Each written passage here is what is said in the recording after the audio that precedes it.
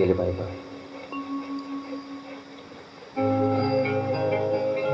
काही पुराणामध्ये भगवंताचे 10 अवतार म्हटले गेले, पण या अलौकिक पुराणामध्ये भगवंताचे 24 अवताराचं वर्णन आहे.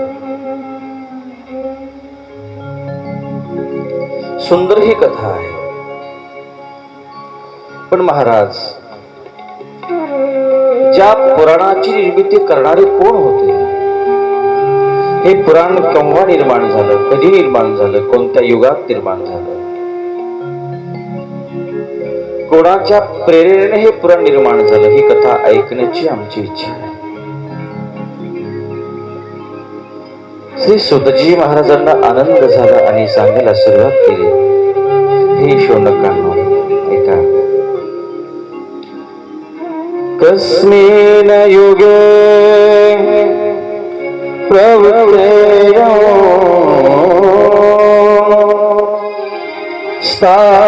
स्थाने वाक्येन हेतूनां कुतस्तद्योतकृष्णो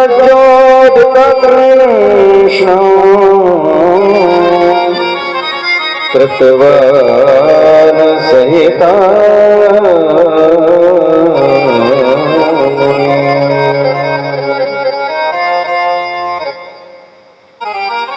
हा प्रश्न केल्यानंतर त्या ठिकाणी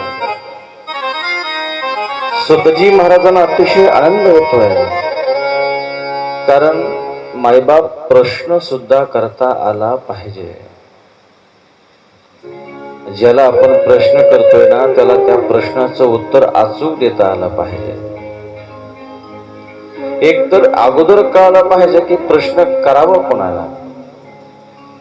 एक तर अगोदर कळालं पाहिजे की आपल्या जीवनाची दुःख सांगावी तरी कुणाला.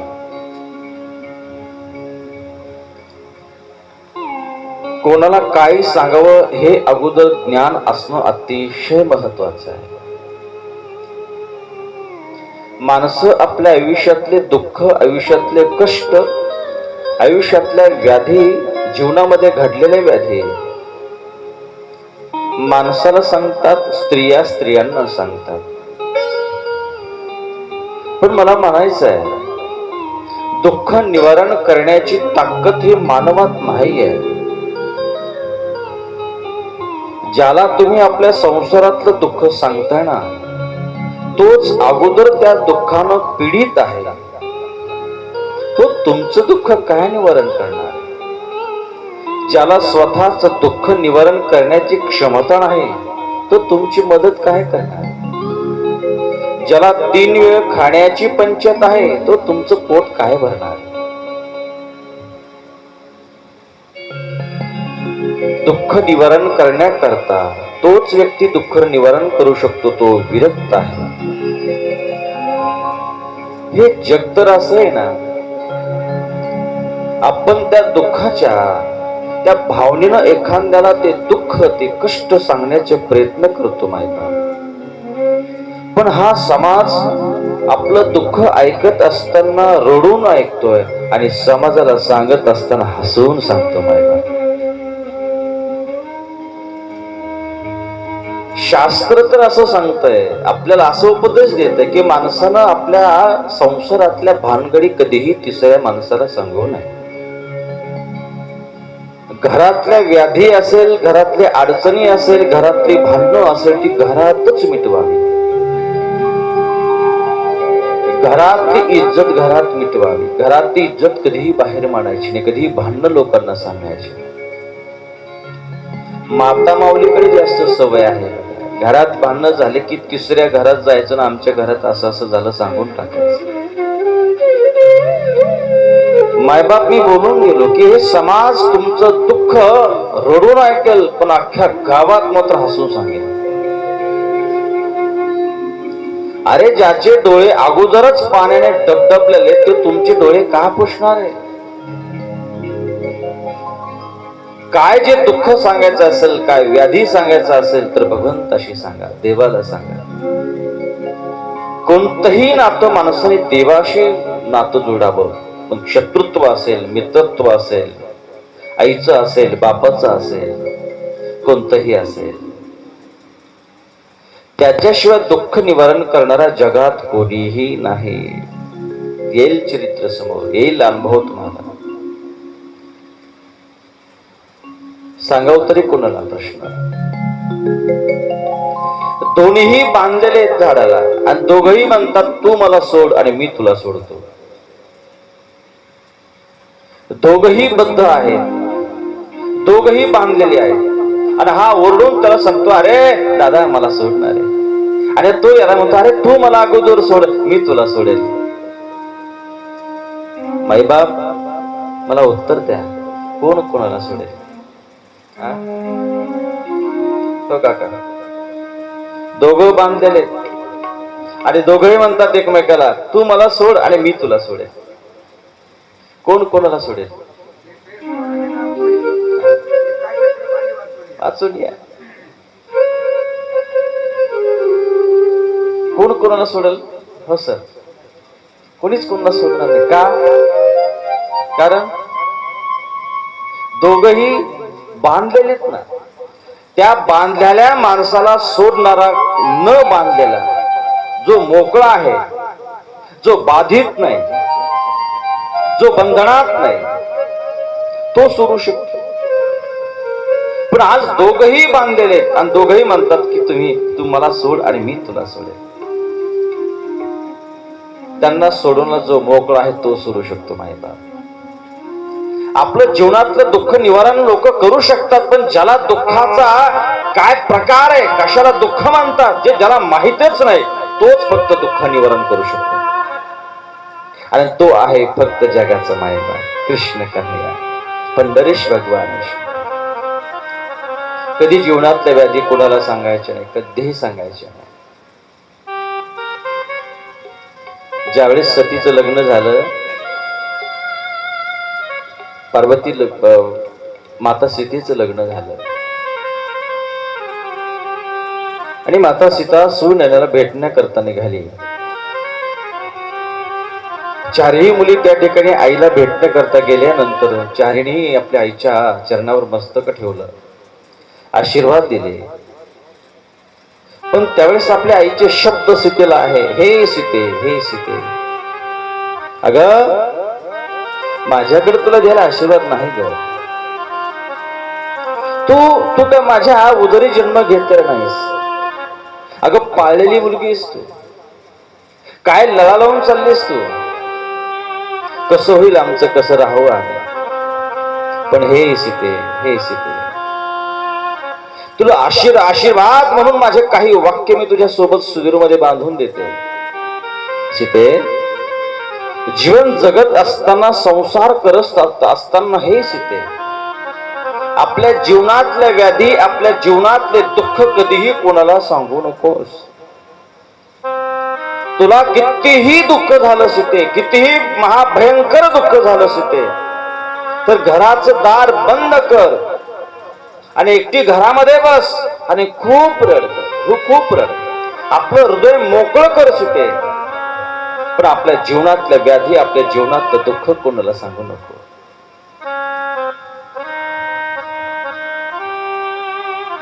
हे सीतेचे शब्द आहेत, सुनैनाचे शब्द आहेत. दुःख सांगावं मायबाप, सांगितल्याशिवाय दुःखाचं निवारण होणार नाही. पण कोणाला सांगावं हेही कळालं पाहिजे, जेणेकरून आपण सांगितलेल्या दुःखाचा, व्याधीचा हस होऊ नये, अशा व्यक्तीला सांगू नये. शास्त्र सांगतं दुःख जर सांगायचं असेल तर माणसाने फक्त सद्गुरूला सांगावं. जगामध्ये फक्त आपल्या पाठीशी सद्गुरू शिवाय बाकी कोण नसतं. माहिती, सद्गुरू शिवाय कोण नसतं. ज्याच्या जीवनामध्ये सद्गुरूचा आशीर्वाद आहे ना, सद्गुरूची छाया कृपा प्रसाद आहे, त्यांच्या आयुष्यामध्ये दुःखाचा त्या ठिकाणी लवलेश नाहीच आहे. मायबा, सद्गुरू शिवाय गत्यंतर नाही. अरे कोणतंही दुःख निर्माण झालं तर सद्गुरू ढाल होऊन आपल्या समोर उभा राहतात. महाराज, सद्गुरूची काय उपमा आहे? राम सद्गुरु तेरे चरणों की, क्या बात. सतगुरु तेरे चरणों की, सतगुरु तेरे चरणों की, सतगुरु तेरे चरणों की,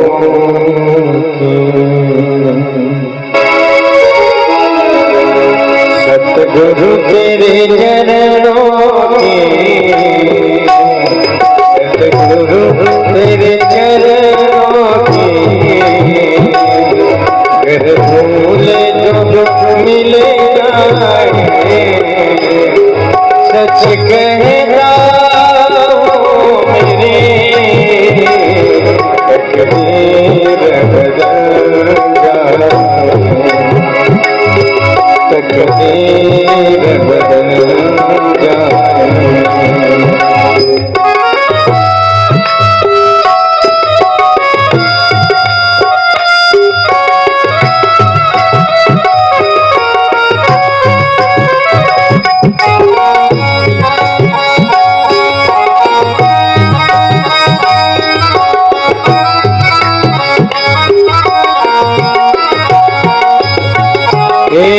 मन बड़ा चंचल है,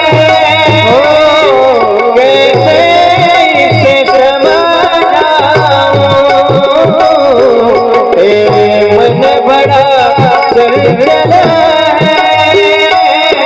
कैसे इसे समझाऊं,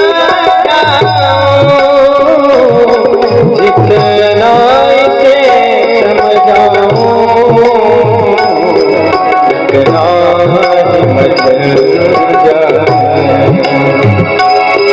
सतगुरु तेरे चरणों के, सतगुरु तेरे चरणों के, कर भूल जो मिल जाए, सच कहता हूँ मेरे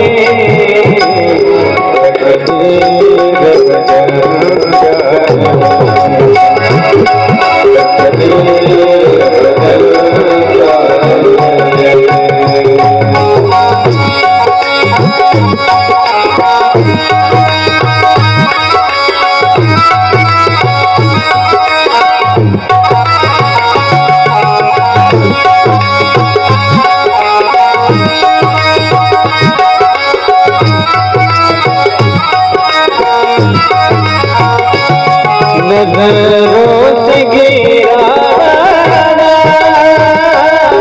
चाहे जितनी सदा देना, नजरों से गिरा देना चाहे जितनी सदा देना, नजरों से जो गिर जाए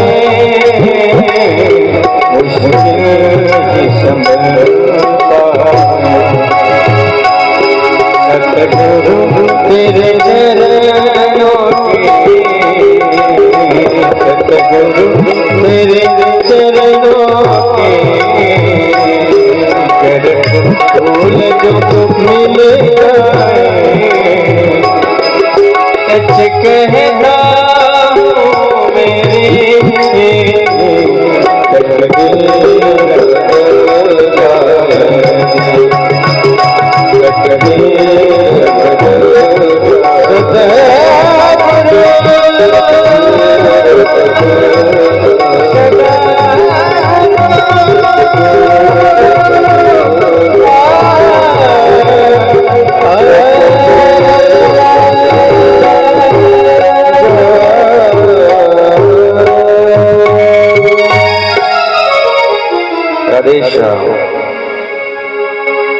सद्गुरेश्वर दत्तात्रय महाराज, कितीही दुःख झालं ना, कितीही संकट आलं तर सद्गुरूला सांगावं. कोणाला सांगायचं?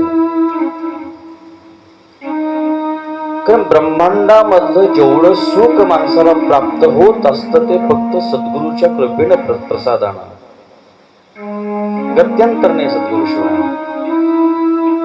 कितीही सेवा केली, कितीही परमार्थ केला, त्या परमार्थाचं फळ फक्त गुरुकृपेनच मिळत असतं. भगवंताची कितीही आराधना केली पण गुरुकृपा जर नसेल तर भगवान सुद्धा भेटत नाही. जसे एखाद्या भाजीमध्ये कितीही तुम्ही मसाले टाका पण मीठच टाकू नका, भाजी चविष्ट होणार नाही. तसे कितीही परमार्थ करा, किती भगवंताचं संकीर्तन करा, पण जोपर्यंत गुरुदेवांची कृपा होत नाही, कृपा आशीर्वाद प्राप्त होत नाही, तोपर्यंत त्या ठिकाणी भगवंताची भेट होत नाही. माहिती असे कित्येक तरी माणसं आहेत, मला वाटतं इथं सुद्धा असतील की त्यांनी अजून सुद्धा गुरु केले नसतील, अजून सुद्धा गुरुदीक्षा घेतली नसेल. असे कितीतरी माणसं असतील. पण शास्त्र असं सांगतंय ज्यांच्या जीवनामध्ये गुरुदीक्षा नाही ना, त्यांचं जीवन एखाद्या पशु प्राण्यासारखं जीवन आहे. जसा एखादा कोरा कागद आहे ना, काही त्या कागदावर लिहिलं गेलं नाही, जसा कोरा आला तसा कोरा गेला असं समजा जीवन. जीवनामध्ये गुरु असणं फार महत्वाचं नाही का? अरे नामदेवराया भगवंताच्या सानिध्यात होते नव्हे, किंबहुना नामदेवराया मी सांगितलं ना की साक्षात भगवान नामदेवरायाशी दररोज भाषण करायचा, दररोज बोलायचा, नामदेवरायाच्या हाताला जेवायचा. पण तरीही नामदेवरायाला भगवान कळाला नव्हता, कारण नामदेवरायाला सद्गुरु कृपा नव्हती. देवाच्या सोबत राहून सुद्धा गुरु कृपेशिवाय देव कळत नाही. सोबत राहून इतकं गुरुदेवांचं महात्म्य. भगवंतांनी सांगितलं नामा, हे सगळं जे तुझ्या सोबत मी असून सुद्धा मी तुला दिसत नाही, कळत नाही. देव जर दिसायचा असेल तर गुरु कृपा अंजन हे माणसाच्या डोळ्यात घालावं लागतं. माहिती गुरुशिवाय गत्यंत. तेव्हा नामदेवराय विसोबा खेचराकडे गेले होते. कुठं? औंढा नागनाथ. अरे गुरु कृपा झाली की वास त्या माणसांचा वेडा पार झाला असं समजा. आता ही जी श्रीमद भागवत कथा ही काय पैशानं उभा राहिली नाही. माय बाप, पैशाने ह्या गोष्टी होत नाही, धनाने ह्या गोष्टी होत नाही. कोण्यातरी एका संतांचा, कोणीतरी सद्गुरूंचा पाठीशी हात असल्याशिवाय हे कार्य होत नाही, संपन्न होत नाही. जसं आमच्या नळोबा महाराजावर माऊली महाराजांची कृपा आहे, अण्णांची कृपा आहे, त्यांच्या गुरूंची कृपा आहे. नाही, त्यांच्याच आशीर्वादाने हे कार्य घडलं गेलंय.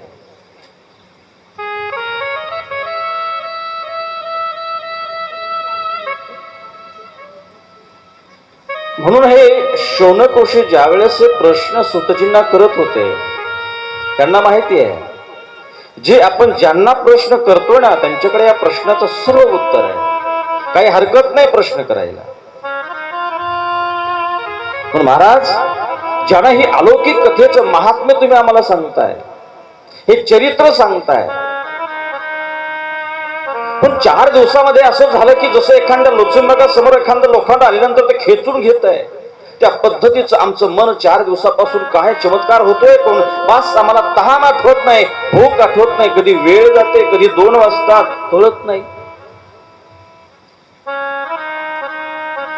वेळ कळायला नाही. बसलो तर 4-4 तास आम्ही इथं बसतोय, पण कधी 4 तास निघून जातात कळत नाही. भगवंताची काय लीला आहे, काय कृपा आहे. ज्यांना हा अलौकिक ग्रंथ निर्माण केला, हे शास्त्र निर्माण केलं, त्यांचा परिचय सांगा ना आम्हाला. महाराज सांगतात, अरे तिथं अलौकिक आहे भगवंताचे हे कला अवतार श्री व्यासजी महाराज. व्यासजी महाराजांचा जन्म हा द्वापार युगामध्ये झाला होता. माहिती ज्यानं कथा निर्माण केली ना, कशी निर्माण ही श्रीमद भागवत कथा गेली 3 दिवसापासून आपण श्रवण करतोय ना, ही कथा झाली तरी कशी निर्माण, का निर्माण केली. ज्या व्यासजींच्या श्रीमुखातून 17 पुराणाचं संरक्षण झालं, लिखाण झालं, ज्यांच्या श्रीमुखातून 17 पुराणांना जन्म घेतला. माईबाप, ज्या व्यासजी महाराजांनी एका वेदाचे 4 भाग केले, अशी अलौकिक विद्या संपन्न असणारी, विद्या लिखाण करणारे श्री अधिकार संपन्न भगवंताचे कला अवतार असणारे श्री व्यासजी महाराज होते. आज जे काही महाराज लोक, जे काही वेदांत लोक जे बोलतात ना, हे व्यासजी महाराजांचं उष्टवळी. मायबाप, हे कोणाच्या बापाचं घरचं ज्ञान नाही, कोणाचं तरी ऐकतोय, कोणाचं तरी घेतलंय आपण उष्ट, हे लोकांना सांगतोय म्हणून कोणत्याही वक्त्यानं अभिमान बाळगू नये. कारण स्वतःच नाही आहे, कोणाचं तरी घेतलेलं आहे. दुसऱ्याची गाडी भाड्याने आणायची, तिच्यातच मस्त अभिमानाने बसायचं का? अरे एक दिवस येईल आणि घेऊन जाईल. तसं हे सुद्धा आपण भाड्यानेच गाडी आणलेली आहे, मग याचा का अभिमान करायचा आहे? कारण कधी ना कधी तर ज्यानं दिलं ना तो घेऊनच जाणार आहे. अभिमान बाळगायचा. आणि अभिमान जिंदगी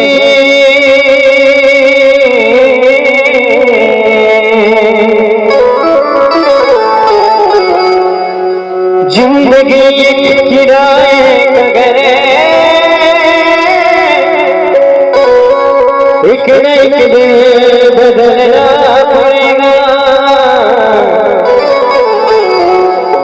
मौत जब तुझे को आवाज देगी, क्या बात है, मौत जब तुझे को आवाज देगी, घर से बाहर निकलना पड़ेगा. मौत जब तुझे को आवाज देगी, मौत जब तुझे को आवाज देगी, घर से बाहर निकलना पड़ेगा. घर से बाहर निकलना पड़ेगा.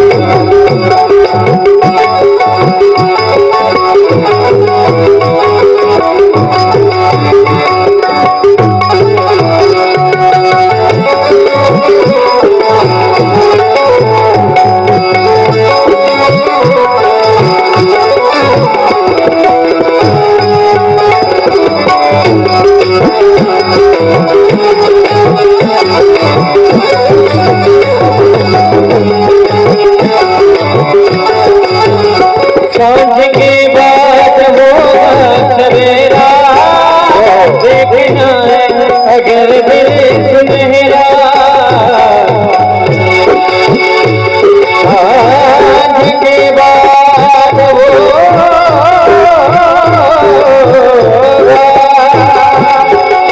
सांझ के बाद होगा सवेरा, देखना है अगर दिल सुनहरा. और फूल से रखने से पहले तुझको कांटों पे चलना पड़ेगा, कांटों पे चलना पड़ेगा, कांटों पे चलना पड़ेगा.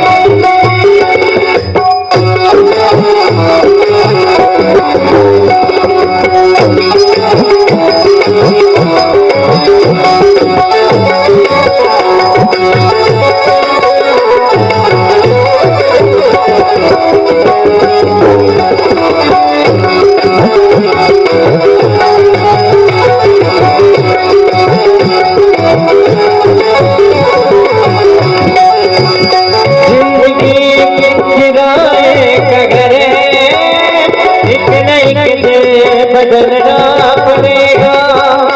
मौत जब तुझे को आवाज देगी, मौत जब तुझे को आवाज देगी, घर से बाहर निकलना पड़ेगा, बाहर निकलना पड़ेगा, घर से बाहर निकलना पड़ेगा, घर से बाहर निकलना पड़ेगा, घर से बाहर निकलना पड़ेगा.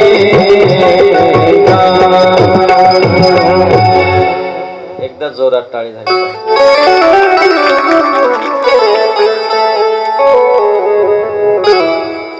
अहंकार करण्यासारखी गोष्ट नाहीच आहे. श्री व्यासजी महाराजांच्या श्रीमुख तुम्हाला वाट ही अलौकिक श्रीमद भागवत कथा निर्माण झाली. हे श्री व्यासजी महाराज कोण होते हे प्रतिपादन करतात श्री सुतजी महाराज. कोण होते हे व्यास, का निर्माण केली ही श्रीमद भागवत कथा? द्वापार युगामध्ये त्या ठिकाणी पराशर ऋषी यांच्या ठिकाणी त्यांचा जन्म झाला होता. आई होती सत्यवती.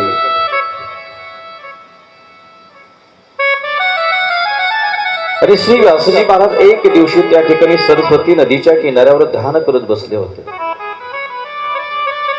ध्यान करत असताना श्री व्यासजी महाराजांना त्रिकाल दृष्टी होती, जी भूतकाळ, भविष्यकाळ आणि वर्तमान काळ जाणत होते. गेलेल्या काळामध्ये काय झालं हे पूर्ण हिस्ट्री त्यांच्याकडे होती.